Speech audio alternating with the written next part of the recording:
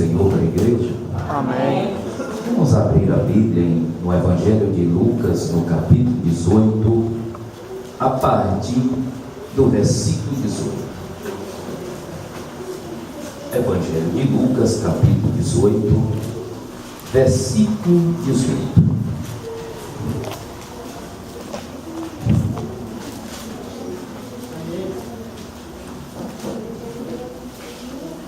Todos encontraram? Amém. Versículo 18 até o versículo 22. E perguntou-lhe certo príncipe, dizendo: Bom mestre, que hei de fazer para herdar a vida eterna? Jesus lhe disse: Por que me chamas bom? Ninguém há bom senão um, que é Deus. Sabe os mandamentos? Não adulterarás, não matarás, não furtarás, não dirás falso testemunho, honra teu pai e a tua mãe. E disse ele: Todas essas coisas tenho observado desde a minha mocidade. E quando Jesus ouviu isto, disse-lhe: Ainda te falta uma coisa. Vende tudo quanto tens, reparte-o pelos pobres, e terás um tesouro no céu. Vem e segue-me. Amém? Amém. A igreja, os irmãos podem sentar. Quero agradecer a Deus por esta oportunidade de estar mais uma vez ministrando a palavra do Senhor nesta noite. É uma noite em que nós estamos na presença de Deus e o Espírito Santo do Senhor tem uma palavra profética para mim e para você. Eu quero agradecer o irmão Josué, que me fez o convite de estar ministrando esta palavra aqui neste culto de varões. Dizer aos amados irmãos que a palavra de Deus, ao mesmo tempo que ela vai para a nave, ela vem para o púlpito. Ou seja, ao mesmo tempo que a palavra de Deus, ela vai de encontro aos irmãos, vem também de encontro a todos os que estão aqui na minha retaguarda, sendo eu o primeiro a receber de Deus tal exortação. Amados irmãos, o ministério de Jesus, ele é um ministério próprio, diferenciado do ministério do homem. Nós vamos ver que nesta passagem,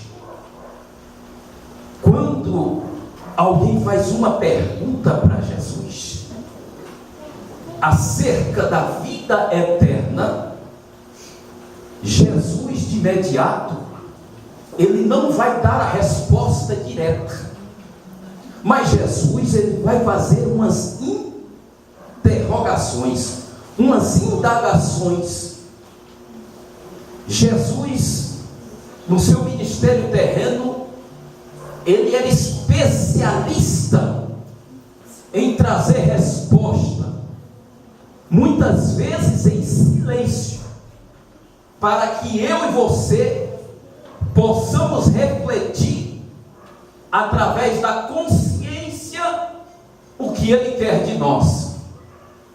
E eu escolhi nesta noite essa passagem bíblica falando daquilo que é mais importante para as nossas vidas, a vida eterna.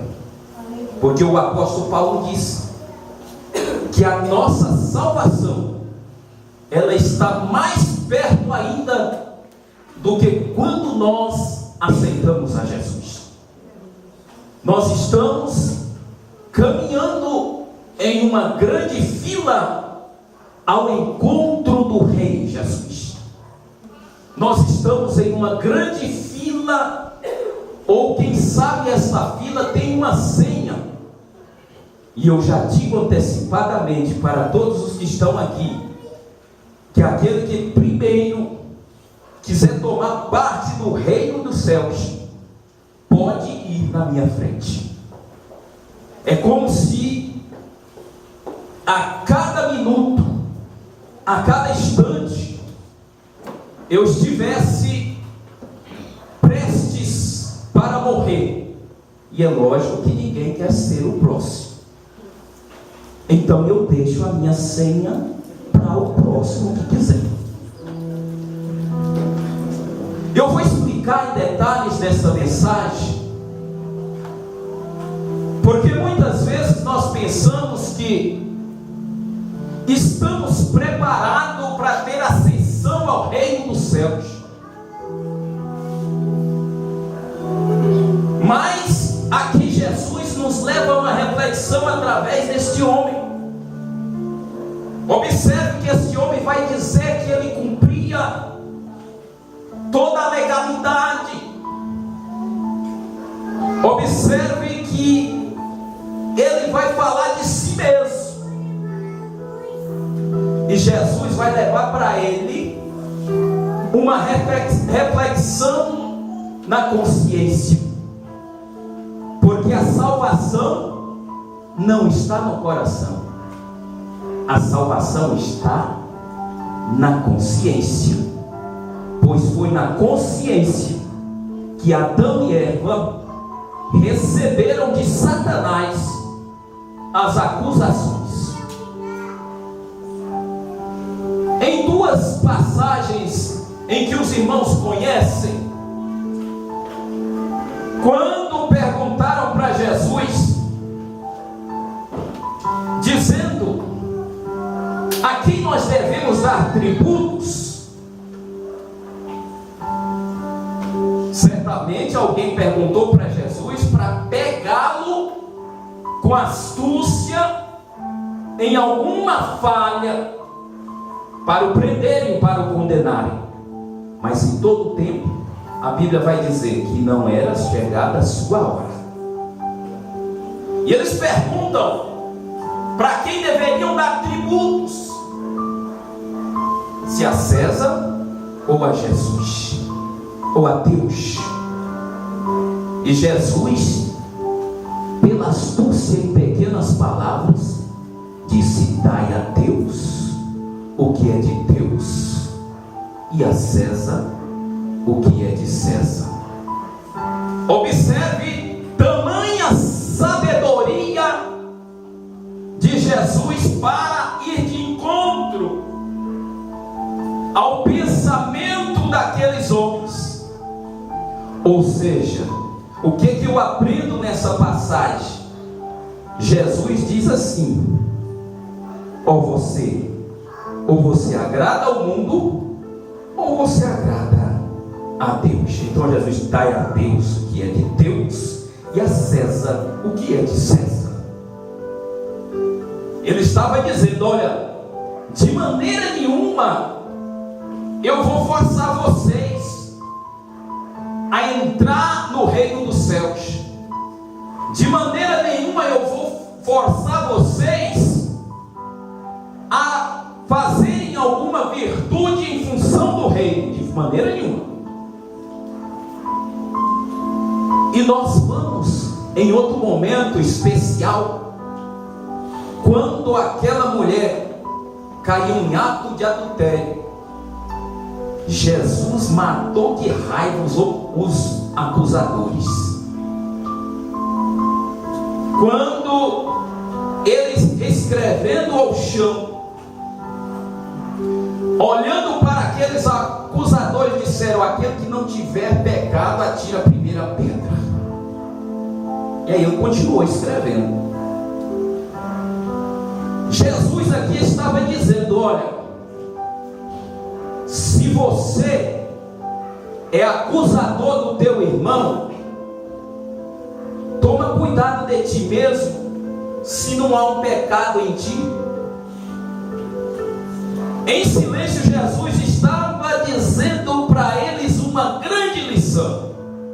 Muitas muitas vezes, irmão, nós não precisamos em palavras expressar grandes coisas para ninguém. Vamos aprender com Jesus. Vamos aprender a dividir aquilo que é do reino e aquilo que é das trevas. Jesus dividiu. Ele disse: aquele que não tiver pecado, atire a primeira pedra. Quando alguém fala isso, se alguém disser isso para alguém, observe aonde nós vamos chegar. Muitas vezes eu estou com o meu olho tampado e acusando o irmão. Muitas vezes eu sento, como diz a expressão da minha mãe, na minha rodinha e vou puxar a rodinha dos outros. Jesus fazia isso, ele é especialista. E observe que Jesus vai ter uma balança especial. Ao mesmo tempo que alguém estava lhe perguntando alguma coisa, querendo tomar situação diante de uma coisa, Jesus já estava julgando. Observe que a palavra de Jesus em todo momento, em todo instante, é julgando, é trazendo a resposta e trazendo a sentença. Imagine como ficou aqueles homens que agora estavam com pedras nas mãos para cumprir o rito da lei mosaica e jogar pedras naquela mulher. Eu creio que com a resposta de Jesus, eles pasmaram e as pedras foram caindo ao chão. E Jesus deu a sentença naquele momento não só para os acusadores, mas ele deu a sentença também para a mulher.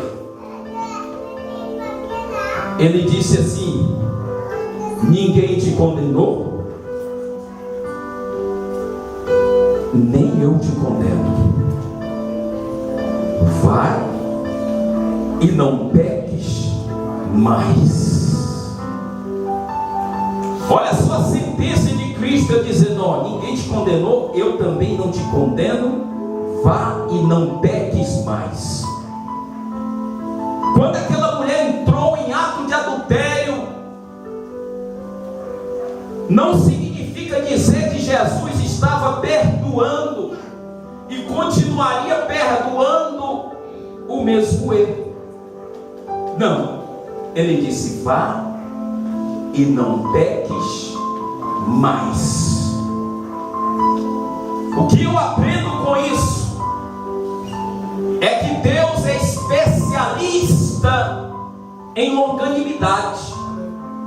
Ele dá tempo. O meu tempo não é o tempo de Deus. Talvez eu queira que alguém esteja pronto para assumir a condição de crente no reino de Deus, mas para Deus ainda falta um processo de libertação. Para Deus ainda falta uma renovação. Muitas vezes Deus precisa ter um encontro com aquela pessoa, e não é eu e você que vamos fazer com que ela chegue aos pés de Cristo. Deus é longânimo, irmão, mas Deus é longânimo porque Jesus Cristo morreu da cruz pelos nossos pecados.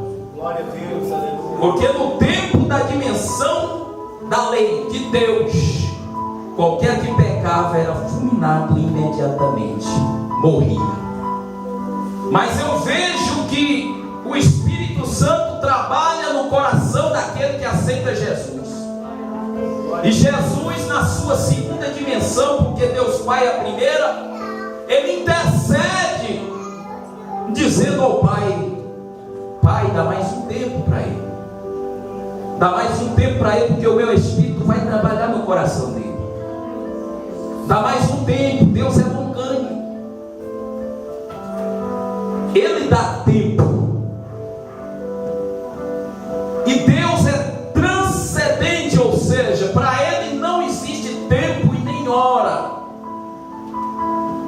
O apóstolo Pedro diz que quando o Senhor Jesus morreu e ressuscitou, para que ninguém fosse tomado por inocente, porque Deus não tem ninguém por inocente. A Bíblia diz que ele desceu às partes mais baixas da terra, ou seja, quando ele está falando sobre as partes mais baixas da terra, ele está falando sobre o inferno, porque os céus é para cima e o inferno é para baixo. E a Bíblia diz o seguinte, que ele pregou aos espíritos em prisões, que no tempo da ignorância, ou seja, no tempo em que não conheceram a Deus, foram errantes em seus caminhos. E alguém pode perguntar, algum espírito em prisão se converteu? Só Jesus sabe se converteu. Não cabe a mim saber se os espíritos em prisões que estavam no inferno se converteram, mas que Jesus desceu às partes mais baixas da terra e pregou aos espíritos em prisões, ele pregou. Agora tome esse assunto aqui. Se ele desceu às partes mais baixas da terra e pregou aos espíritos em prisões, ou seja, pregou as almas que foram para o inferno, ou seja, para o inferno não, para o Hades, porque o inferno ainda não aconteceu, significa dizer que a minha vida, a sua vida, a vida eterna que nós almejamos, de maneira nenhuma o Senhor Jesus vai nos dispensar. Existem somente dois caminhos: inferno e o céu. Eu não tenho como negociar com Deus e também não tenho como negociar com Satanás, dizer, ó, Satanás, eu não te quero, Deus, eu também não te quero. Faz o seguinte, eu vou morrer, eu não quero ter alma, acaba o fio da minha existência. Não existe essa negociação. Mas aqui esse mancebo que pergunta a Jesus, ele é mais ousado. Ele vai dizer e perguntar o que ele podia fazer para herdar a vida eterna. E aí ele é interessante. Eu chamo ele de uma espécie de puxa-saco. Porque ele vai chegar para Jesus e dizer, bom mestre, que farei para herdar a vida eterna? Ele automaticamente estava dizendo, eu vou ter uma boa resposta do mestre. Só que Jesus é imparcial. Ele é imparcial. Da mesma maneira que ele passa a mão no ímpio, ele também passa a mão no justo. Para o reino dos céus é assim: se o justo está na casa de Deus e desviar para o caminho da iniquidade, ele vai para o inferno. Se o ímpio vem para a casa de Deus e aceitar Jesus no seu último dia de vida, ele vai para o céu. Deus é imparcial. E ele vai ter uma resposta impressionante. O Senhor vai indagar para ele: você sabe todos os mandamentos? Não adulterarás, não matarás, não furtarás, não dirás falso testemunho, honra o teu pai e a tua mãe. Aí ele está cumprindo todos os mandamentos da lei. E disse ele: todas essas coisas tenho observado desde a minha mocidade. Aí Jesus disse: ainda te falta uma coisa, vende tudo quanto tens, reparte-o pelos pobres, e terás um tesouro no céu. Vem e segue-me. Aí a coisa pegou. Aí pegou para ele. Aquele mancebo, ele era rico, dono de muitas propriedades, dono de muitas fazendas, Mas eu vou dizer uma coisa para você: Jesus não queria nem um centavo da fazenda e nem da riqueza dele. Nem um centavo Jesus queria. Aí você me pergunta, mas por que Jesus faz a pergunta para esse mancebo? Por que Jesus faz a pergunta para esse homem? Eu te respondo. No livro de Provérbios a Bíblia diz que do coração procedem todas as saídas da vida. Deus sabe que é na consciência que nós herdaremos a salvação, herdaremos a vida eterna, mas é no coração que eu começo a caminhar diante de Deus. Glória a Deus, aleluia. Na consciência está o mandamento, no coração está a devoção. E aqui ele chega e pega aquele mancebo pelo calcanhar.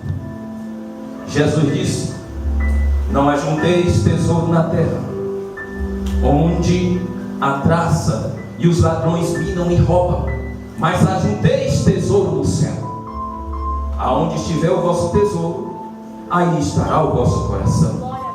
Jesus, como eu disse, não queria nada, não queria a riqueza desse homem, mas testou-lhe o coração. E é nisso que muitos dentro da igreja estavam sendo provados. Muitos não têm entendido o propósito de Deus. Deus sabe que é obrigação nossa cumprir com os mandamentos. Deus sabe que é obrigação nossa cumprir com os estatutos, com as leis. Mas uma coisa Ele faz: Ele testa o nosso coração. Ele testa porque Ele quer saber aonde nós iremos chegar. Quando o povo de Israel saiu do Egito para uma terra prometida que manava leite e mel, a Bíblia vai dizer que o caminho até essa terra era muito curto. E se nós olharmos para a geografia bíblica, a distância de onde eles estavam saindo era um caminho de 2 dias, eles estariam lá. Mas só que Deus, tem um pregador que fala que Deus é pirraceiro. Eu não falo essa palavra, é muito pesada. Deus é pirraceiro, pirraçou o povo de Israel para saber o que estava no coração deles. Deus faz eles atravessarem a terra bem distante para chegar quase o mesmo lugar. Parece que eu vejo Deus fazendo a circunferência de um coração. A terra está aqui, Deus faz isso, como se dissesse: eu quero saber se você crê em mim. Eu quero saber se você crê em mim neste deserto. Eu quero te provar nesse deserto. Eu quero te provar nesses dias, nessa caminhada, nessa jornada. Imagine, irmão, se nós fôssemos herdar a vida eterna de um dia para a noite, aceitando Jesus hoje, e de repente Deus decretar assim: daqui a 1 mês eu vou voltar. Deus precisa provar. Deus precisa conhecer o que está, que barganha eu tenho dentro do meu coração. E Jesus, ele vai aqui fazer advertência sobre as riquezas. Se alguém é rico, mas não é rico para com Deus, esse alguém está perdendo a sua alma para o inferno. Quando pela riqueza esse alguém venha menosprezar a Deus. Uma parábola de Jesus fala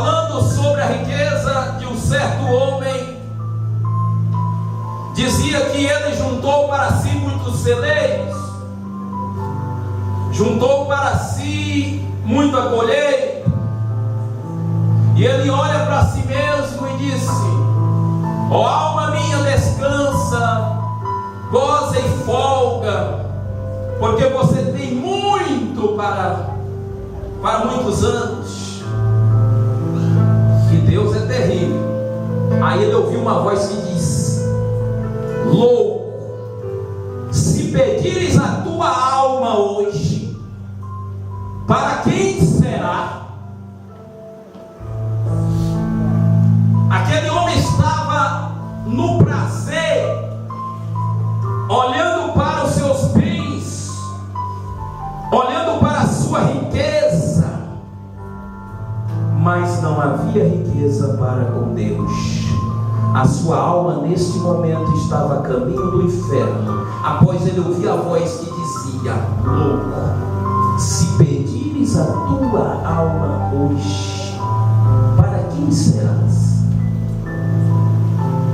Existem muitas pessoas que fazem campanha pedindo a Deus mudança de vida, de prosperidade, de uma casa boa, de um carro.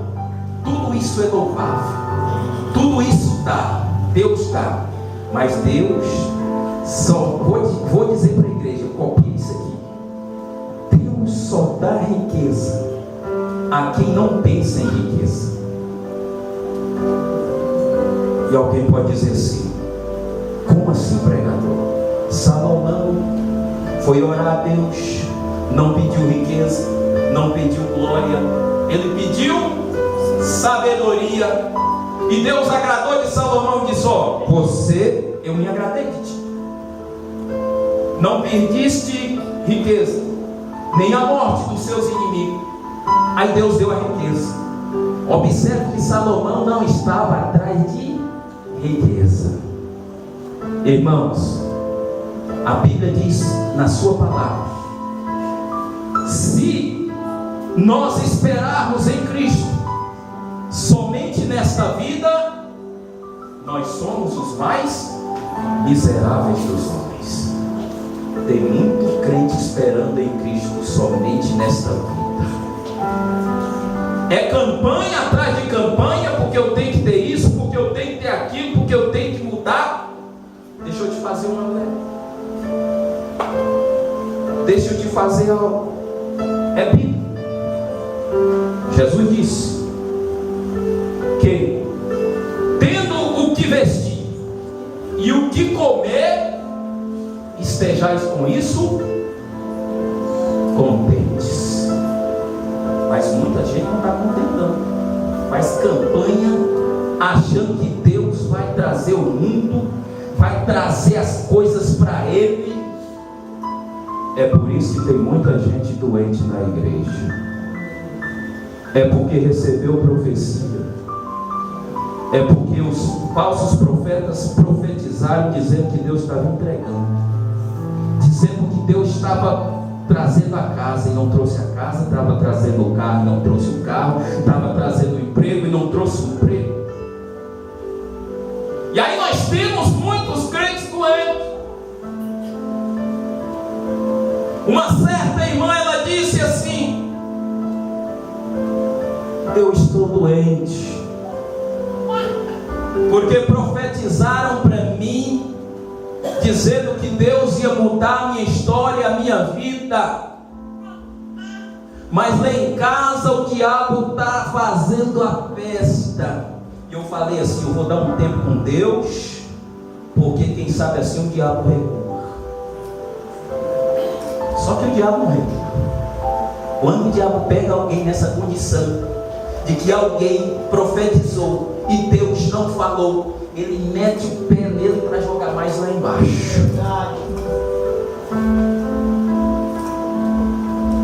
Eu fico imaginando a ira de Deus diante de falsos profetas, o que é fato. A Bíblia diz assim, no livro de Levítico, quando o profeta falar em meu nome, em tal profecia não se cumprir, com soberba falou este profeta, e eu vou requerer dele. Nós precisamos ter intimidade com Deus. Você não precisa de mim como profeta todos os dias para estar trazendo profecias em que Deus não está falando. Muitas vezes está na carne, muitas vezes eu estou enriquecendo alguém e levando à decadência espiritual. Aí você me pergunta, mas a Bíblia não diz: credes nos meus profetas e prosperareis? Sim, a Bíblia diz: crede nos meus profetas. Entendeu a expressão? Credes nos meus profetas. Nos meus profetas. Existem aqueles que não são profetas, são falsos profetas, sobem no templo de Deus, parecendo ser Deus, querendo ser Deus, e não pregam mais a vida eterna, antes pregam aquilo em que Deus não mandou falar, invertem aquilo que está nas sagradas escrituras. Sabe qual é o primeiro indício de um falso profeta? É aquele que fala tudo que você quer ouvir. Esse é o primeiro sinal de um falso profeta. Tudo que você quer ouvir, ele está falando. Tudo que você quer ouvir, ele está amaciando o seu ego, está trazendo palavra de animosidade. Agora, quer saber? Quando Deus falou com você através do profeta, copiei, segurei. O primeiro ato que Jesus disse é quando a profecia se cumprir. Se não cumprir, não falou. Isso é a verdade do próprio Deus. Mas sabe quando que Deus, que realmente você recebeu uma profecia de Deus?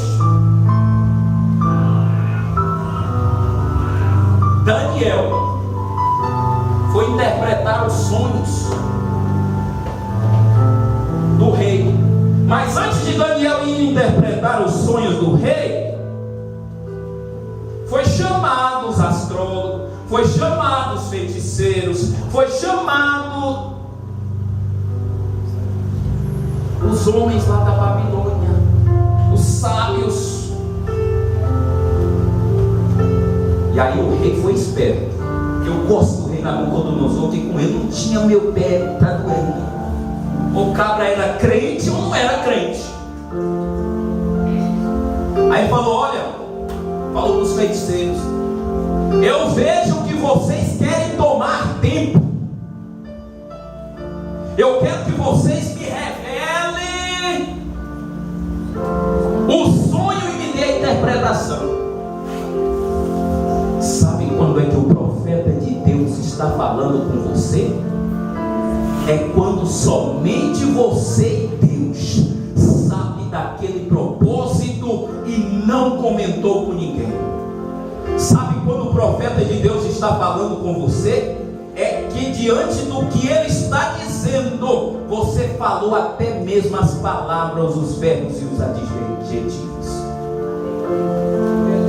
E o rei Nabucodonosor falou: se vocês não me disserem agora, eu vou pegar vocês, vou pegar suas famílias, vou pegar todo mundo e todo mundo vai morrer. Mas sempre em algum lugar tem um profeta de Deus que não fica levando riqueza para ninguém, que não fica levando prosperidade para ninguém. E naquele momento foi muito rápido. A Bíblia diz que o capitão Arioque agora ele vai pegar todos os príncipes para matar. E aí Daniel diz: dá um tempo, dá um tempo, dá um tempo. O rei está querendo a coisa muito apressada. O que eu entendo aqui que fala em nome de Deus, ele tem tempo para oração. Ele tem tempo para buscar a Deus. E só depois disso ele profetiza. Agora não. Você olha a vida do que é profeta, olha os seus frutos. É o tempo todo profetizando, profetizando, profetizando, profetizando, profetizando. Daniel pediu um tempo que ele foi consultar a Deus. E aí ele apresenta diante do rei. E é interessante que os feiticeiros, os astrólogos, vai dizer assim: rei, o que você quer é muito difícil. O que você está querendo, né, não existe diante dos deuses que habitam com a carne. Olha só. Aí Daniel traz a resposta para o rei do sonho e da revelação. Verdadeiro profeta, irmão, é esse negócio de profeta é dizer: o Senhor é contigo, Ele é comigo, Ele é com o irmão, Ele é com o pastor, Ele é com os obreiros, Ele é com o diácono, Ele é com os jovens. Esse negócio de um profeta vir dizer para mim: aquele projeto seu está acontecendo. Ah, eu tenho tantos projetos. Esse negócio de um profeta vir dizer: alguém te disse uma coisa e você entristeceu. Ai, tantas tristezas nós passamos todos os dias. Irmão, como homem de Deus, eu acredito no profeta, que você lá na sua casa, estando chorando hoje à tarde, ele disse assim: olha, você chorava, e com essas palavras você dizia assim, assim, assim, assim, desse jeito. Esse é profeta. Aquele que fala as suas palavras do jeito que você estava passando. Nós estamos cheios de crentes solitários em busca de uma esperança. Crentes que viajaram da sua cidade, já estou terminando, irmãos, e foram para um outro lugar dizendo: fulano profetizou para mim que eu pudesse ir embora, que eu pudesse pegar as malas. Irmãos, faça isso não. Quero dizer uma coisa para quem está aqui nesta noite: Deus dá tudo o que nós pedimos. A sua palavra nos diz: se a minha palavra estiver em vós e as suas palavras estiverem em mim, pedireis tudo o que quisermos e recebereis. Seja profeta de si mesmo. Seja profeta de si mesmo. Como assim, pregador? Tenha intimidade com Deus. Quer ouvir a voz de Deus? Desce na madrugada. Quer ouvir a voz de Deus? Se separa, entre em santidade, você vai ouvir a voz de Deus. Glória a Deus, aleluia. Tenha convicção daquilo que Deus está falando com você. Tenha convicção daquilo que Deus tem para você.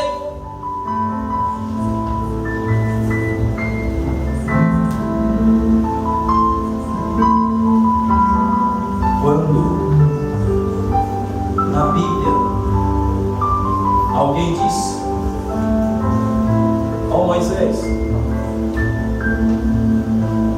nós fomos ali, vemos que todo mundo está profetizando. Temos homens ali que estão profetizando. Aí disse: ó, quem dera se todo mundo em Israel fosse profeta. Isso significa dizer que todos nós podemos ser profetas, dentro da convicção daquilo que Deus, do qual nós buscamos a Deus. Eu não estou aqui nesta noite para desfalecer você do seu sonho, naquilo que profetizaram, naquilo que falaram que você está esperando. Não é isso não. Eu estou aqui para te alertar nesta noite, para dizer para você que você tem um manancial de resposta resposta de revelação de Deus à sua palavra. Eu estou aqui nesta noite como ministro de Deus para alertar você dos falsos profetas, das falsas promessas. Existem homens de Deus? Existem sim. Mas sabe de uma coisa: se nessa tarde você disse assim, eu hoje só tinha arroz com feijão, e o profeta disser para você, hoje você falou assim, que tinha somente o arroz com feijão, Deus está nesse negócio, ninguém fala as mesmas palavras dessa maneira. Perceberam a essência do que é a profecia? Perceberam que quando Deus fala, esse negócio de jogar indireta para pegar o camarada no anzol e dizer, ó, Deus falou. Esse negócio de dizer, Deus falou poderosamente comigo, através do irmão, de uma maneira indireta. Deus não fala de maneira indireta, Deus fala de maneira direta. Ah, eu entendi que aquela profecia foi para mim. Não. Pede confirmação de Deus. Tem muitos crentes que estão enfraquecidos. O profeta Micaías, irmãos, era um profeta tremendo no livro de Reis. E o que a Bíblia diz? Vou fechar aqui a minha mensagem. Israel ia entrar em uma guerra. Israel ia entrar em uma batalha, em uma peleja. E todos os profetas estavam dizendo, olha, você pode ir, que certamente o Senhor é contigo. E o rei de Israel, desconfiado, disse assim, o rei de Israel disse, não tem um outro profeta aí não? Não existe outro profeta que fala em nome do Senhor não? Aí alguém disse, tem sim, mas ele é o Micaías, toda vez ele profetiza contra mim, profetiza males contra mim. E a Bíblia vai dizer que antes daqueles profetas trazerem a mensagem que Micaías estava trazendo, Deus lá de cima, irado com os falsos profetas, que estava profetizando a favor de que Israel entrasse na guerra e vencesse. Deus disse assim, Deus faz uma pergunta nas regiões celestes, ele diz assim, quem irá por mim? Irmãos, isso aqui é muito forte. Eu li esse versículo na Bíblia, eu fiquei parado, horas imaginando sobre profecia. Aí a Bíblia diz que um espírito maligno se apresentou diante de Deus. Está na Bíblia. E falou, eu irei. O espírito maligno se alegrou tanto, disse, eu irei. E eu irei e vou colocar uma palavra de mentira na boca dos profetas. E aí Deus disse, pode ir. E ele veio e colocou a palavra mentira na boca de todos os profetas. Aí Israel entra na guerra. Mas é interessante que eu e você sabemos quando Deus fala com a gente. Às vezes eu tomo aquilo como lazer, como alegoria, como vantagem. Deus falou comigo. Mas dentro está o pecado remoendo igual gangrena. E o camarada está dizendo que Deus falou comigo. Então a Bíblia diz que aquele rei, ele entra na batalha. Era o rei Acabe e o rei Josafá. Aí ele falou assim, ó, eu vou entrar disfarçado na batalha. Eu não vou entrar com as vestimentas de rei. Aí ele entra na batalha. Só que Deus não tem compromisso com a mentira. É aí que mora o segredo. Eu recebo uma profecia aqui, eu já acho e entendo que Deus está falando, que Deus está fazendo guerra desconfiado. E a Bíblia diz que naquele momento a guerra não tinha começado, não tinha acontecido nada, o povo estava preparando para a guerra. E a Bíblia diz que um homem, na sua simplicidade, ou seja, um homem estava treinando, ele entesou o arco, ele preparou o arco e foi testar a flecha dele, e lançou a flecha. Eu vejo essa flecha como uma seta. A flecha viajou, andou e parou na cintura de Acabe. E a Bíblia diz que ele vira para o seu moço e diz: tira-me da batalha, porque eu estou ferido grandemente. A igreja se coloca de pé nessa noite. Talvez profetizaram para você aquilo que você não recebeu. Talvez profetizaram para você, você ainda está em dúvida do que disseram para você. Meu Deus, com a autoridade do Espírito Santo, traz essa mensagem para você nesta noite, dizendo para ti que o que Ele tem de mais importante para você é a vida eterna.